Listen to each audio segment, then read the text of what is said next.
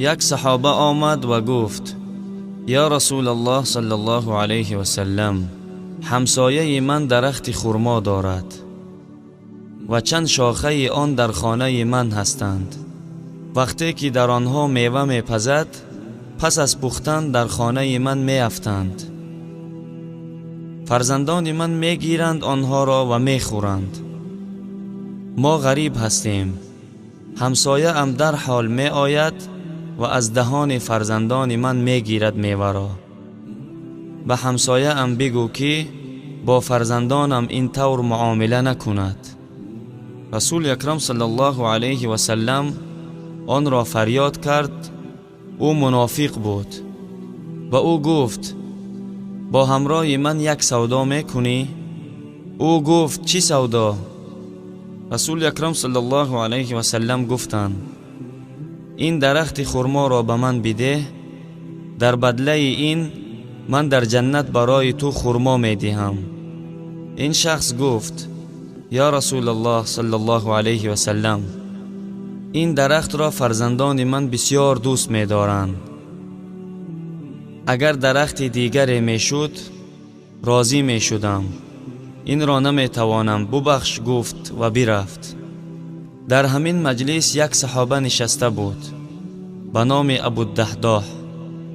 گفت: یا رسول الله صلی الله علیه و سلم، اگر من همون درخت را گرفته دهم برای من در جنت می دهی؟ رسول اکرم صلی الله علیه و سلم گفتند: بله، تو بگیر به من بده، من برای تو می دهم در جنت. ابوالدحداح رضی الله عنه در حال از قفای این شخص رفت و گفت: ای برادر، چند می فروشی درخت خرمایت را؟ این شخص گفت: برو از اینجا، من به رسول الله ندادم، به تو چی طور می دهم؟ ابوالدحداح گفت: هر قیمتی که از دهانت می براید بگو، چند می گیری؟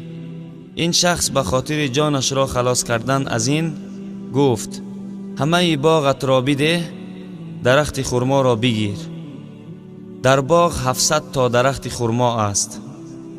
ابوالدحداح گفت: راست میگویی؟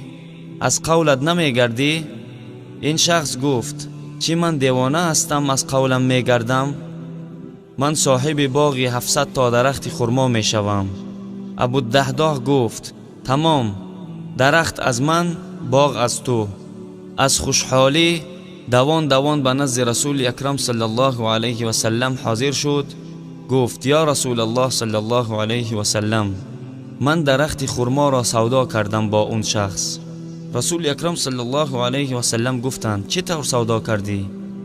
گفت: همه باغم را دادم، درخت خرما را گرفتم. رسول اکرم صلی الله علیه و سلم گفتند: این طور باشد، سودای من هم با تو دیگر شد. کم من عدق رداح و دار فیا لأبی الدحداح فی الجنه.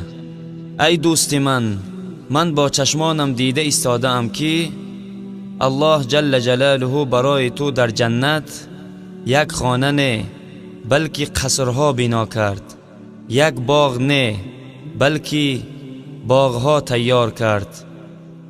برادران عزیز، این است نشانه ایمانداری و این است نشانه محبت. الله مهربان در این ماه مبارک همه گناهان ما و شما را ببخشد و داخل جنت گرداند بدون حساب. سخنان خوب را برای دیگران رسانیدن این خود صدقه جاریه است. این نوار را نشر کنید و در ثواب شریک شوید. و السلام علیکم و رحمت الله و برکاته.